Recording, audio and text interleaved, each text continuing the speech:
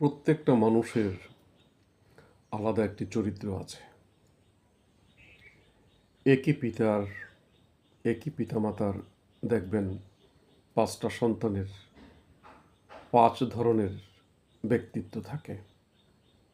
চারিত্রিক বৈশিষ্ট্য ভিন্ন ভিন্ন থাকে।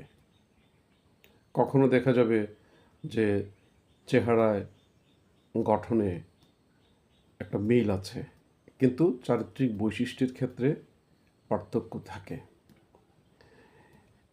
আমরা সাধারণত বলে থাকি যে এই এই হচ্ছে এই দলের তৈরি একটি মানুষ, ওই লোকটি ওই দল থেকে তৈরি হয়েছে। এটা দলীয় দৃষ্টিকোণ থেকেই তারা বলে থাকেন। কিন্তু দেখবেন যে দল কিছুটা করেছে, এটা ঠিক। একটা প্ল্যাটফর্ম থেকে লোকটা বিভিন্ন সুযোগ সুবিধা পেয়েছে, সেদিক থেকে সেটা ঠিক। কিন্তু সামগ্রিকভাবে দেখবেন যে মানুষটির নিজস্ব একটা বৈশিষ্ট্য, নিজস্ব একটা পছন্দ তার কার্যক্রমের মধ্যে ফুটে ওঠে।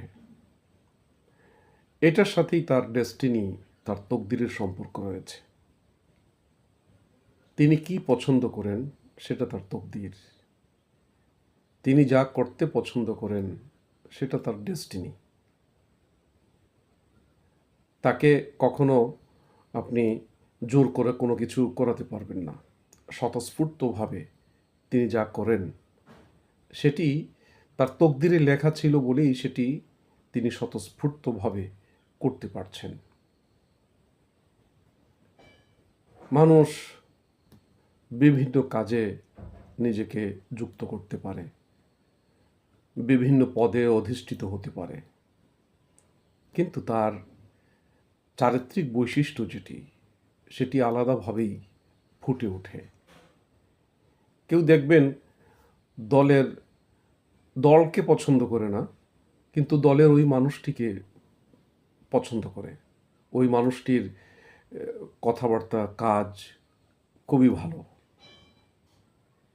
এরকম ব্যাপারটিও আছে।